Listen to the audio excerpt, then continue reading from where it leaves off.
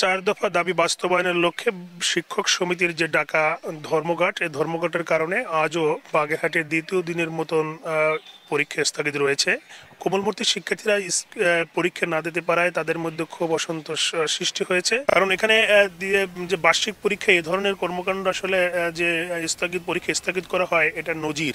কারণ শিক্ষার যে আন্দোলনরত শিক্ষার্থীরা রয়েছে, আন্দোলন শিক্ষকরা রয়েছেন, তারা কিন্তু দীর্ঘদিন ধরে আন্দোলন করছেন এবং এই কারণেই কিন্তু আজকে এই যে পরীক্ষার বাতিলের সিদ্ধান্ত বা স্থগিত করার সিদ্ধান্ত, এটা খুবই দুঃখজনক। এমনটাই বলছেন এখানে অভিভাবকরা জড়ো হয়েছেন এবং তারা শিক্ষার্থীদের নিয়ে আসছেন এবং অনেকে আমরা দেখেছি যে বাড়ি ফিরে চলে গেছেন। জাস্ট 9টায় কিন্তু পরীক্ষা হওয়ার কথা ছিল এবং বাগেরহাটের যে দুটি সরকারি বিদ্যালয় রয়েছে, একটি সরকারি বালিকা উচ্চ বিদ্যালয় এবং একটি সরকারি বালক বিদ্যালয়, অনেক শিক্ষকরা এবং ভিতরে প্রবেশের সময় বাধা প্রদান করেছেন বলে পরীক্ষা আজকে স্থগিত। এই কারণে আসলে এখানে যারা অভিভাবকরা রয়েছেন তারা কিন্তু আসলে ক্ষুব্ধ হয়ে উঠেছেন। তারা যে আসলে পূর্ব ঘোষিত এবং পরীক্ষার যে তারিখ নির্ধারণ না করার ফলে কিন্তু এই ধরনের আসলে তারা ক্ষোভ প্রকাশ করেছেন। তারা বলেছেন যে গতকালকে ক্লাসে বসার সঙ্গে সঙ্গে তাদেরকে বলা হয়েছে পরীক্ষা আজকে চলবে না এবং আজকেও একই সময় অবস্থা প্রবেশ করার সময় আসলে এই পরীক্ষা না নেওয়ার সিদ্ধান্ত নেওয়া হয়েছে। হ্যাঁ, আজকে আইসিটি পরীক্ষা ছিল, তা আমরা প্রস্তুতিতে ভালোভাবে ছিলাম। কালকে ধর্ম পরীক্ষা ছিল, ধর্ম পরীক্ষাও হয়নি। হ্যাঁ, আজকের পরীক্ষাও হয়নি, পরে পরীক্ষা হবে কিনা তাও আমরা জানি না। আসলে প্রস্তুতি ছিল অনেক ভালো, কিন্তু হঠাৎ এইভাবে হবে। আর কালকেও জানছিলাম যে এক্সাম হবে না। এখন সকালবেলায় আব্বু আবার হেড স্যারের কাছে ফোন দিছিল, তো সেই সময় আসলে বললো যে এক্সাম হবে। তো একদম তাড়াতাড়ি প্রস্তুতি নেওয়া লাগছে, সেটা শুনতেছি যে হবে না। পরীক্ষা হচ্ছে না, তাই আমরা সবাই দুঃখ ভরা প্রাণ নিয়ে ফিরে যাচ্ছি। কারণ আমাদের অনেক ভালো প্রিপারেশন ছিল আমরা যে পরীক্ষা দিব, আর আমাদেরও মানে খুব একটা আশা ছিল যে আমরা অনেক ভালো করে প্রিপারেশন নিয়েছিলাম এবং আমাদের যে নির্বাচনী পরীক্ষাটা যাচ্ছে, এটা তো আমাদের অনেক বড় ক্ষতি হচ্ছে। এই রোজ রোজ পরীক্ষা মানে প্রিপারেশনটা আর কি পাল্টে যাচ্ছে। আজকে তো বাংলা ফার্স্ট পেপার হওয়ার কথা ছিল। গতকালকে বাচ্চাদের পরীক্ষা ছিল, গতকালকে বাচ্চারা আসছে, আসার পরে পরীক্ষা হয়নি। আচ্ছা, আমরা গতকালকের ব্যাপারটা আমরা মেনে নিয়েছি। আজকে আবার পরীক্ষা, গার্জিয়ানদের সবাই খবর নিয়েছে যে স্কুলে পরীক্ষা হবে, হেড স্যার বলছে পরীক্ষা হবে, বাচ্চারা আসছে সবাই পরীক্ষা দিতে। এই মুহূর্তে এসে দেখে যে পরীক্ষা আবার নেবে না, অতএব আমরা আবার দ্বিতীয়বারের মতো হ্যারাসমেন্টের শিকার হচ্ছি। এখন আমার প্রশ্ন হচ্ছে যে শিক্ষকদের আমরা জাতি গড়ার কারিগর মনে করি, তারা এই ফাইনাল পরীক্ষার মাঝ বরাবর এসে কেন এই ধরনের ডিসিশন নিয়ে বাচ্চাদের হয়রানি করতেছে? এটা কি বাচ্চাদের মানসিকভাবে তাদের পরে প্রেশার দেওয়া হচ্ছে না? মানে কি বলবো, আমরা তো সবাই আশা করে আসছি, বাচ্চারা একটা প্রিপারেশন নিয়ে আসছে যে এরা পরীক্ষা দেবে। এখন স্যাররা ওইভাবে কিছু বলে না, এতে তো আমরা হেনস্থা হচ্ছি, বাচ্চারাও হেনস্থা হচ্ছে। দুঃখ প্রকাশ করছি, কারণ আমরাও জানি যে ডিসেম্বর মাস পরীক্ষার মাস। আমাদের সারা বছরের যে কর্মসূচি থাকে সেটার একটা বহিঃপ্রকাশই হবে ডিসেম্বর মাসের বার্ষিক পরীক্ষার মাধ্যমে। তো এই পরিস্থিতিতে এমন একটা পরিস্থিতি তৈরি হয়েছে যেখানে আমরা আসলে পরীক্ষা নিতে পারছি না। আমাদের দুইটা পরীক্ষা, একটা অলরেডি আমরা নিতে পারিনি, আজকেও নিতে পারছি না।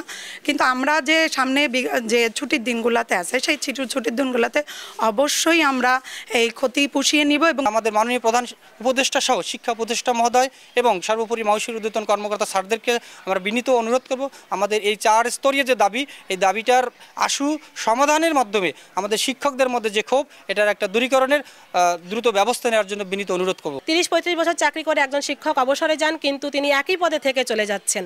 অথচ প্রত্যেকটা স্কুলের প্রধান শিক্ষকের পদ শূন্য আছে, যেখানে প্রমোশন দিলে আমাদের স্যারেরা তারা একটা মানসিক পরিতৃপ্তির সাথে যখন তিনি কর্মজীবন শেষ করবেন পরিতৃপ্তির সাথে যেতে পারেন।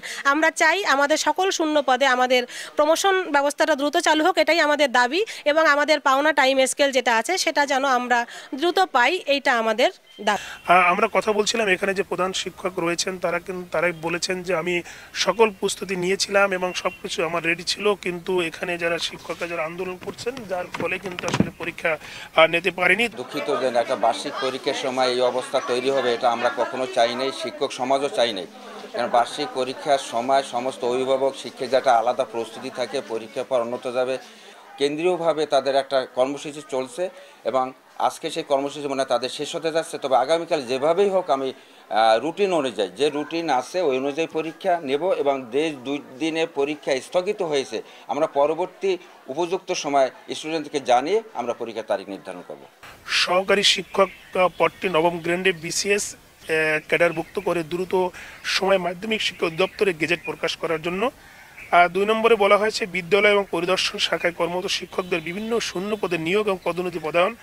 3 নম্বরে সুপ্রিম কোর্টের রায়ের আলোকে বকেয়া টাইম স্কেল সিলেকশন গ্রেডের মঞ্জুরি আদেশ 3 কর্মদিবসের মধ্যে প্রদান, এবং 4 নম্বরে তারা যার বলা হয়েছে 2015 সালের পূর্বের মতন সহকারী শিক্ষকদের 2 বা 3টি ইনক্রিমেন্ট সহ অগ্রিম বর্ধিত বেতন সুবিধা বহাল এবং গেজেট প্রকাশের তারা কিন্তু দাবি জানিয়েছেন, যার ফলে আসলে তারা এই সিদ্ধান্ত নিতে বাধ্য হয়েছেন, এমনটাই কিন্তু এখানে জানিয়েছেন। আমরা জানি বাগেরহাটের যে সরকারি উচ্চ বিদ্যালয় বালক এবং বালিকা উচ্চ বিদ্যালয় এই দুটি স্কুলে প্রায় 4000-এর মতো শিক্ষার্থী রয়েছে, যার ফলে কিন্তু এখানে অভিভাবকরা অসন্তোষ প্রকাশ করেছেন।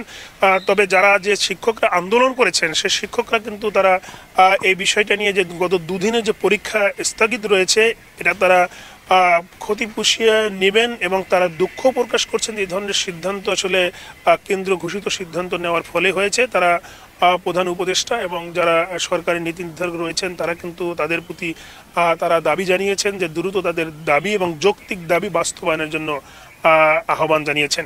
এই ছিল আমার কাছে বাগেরহাটের স্কুলের পরীক্ষা স্থগিতের সবশেষ খবর। আলী আকবর।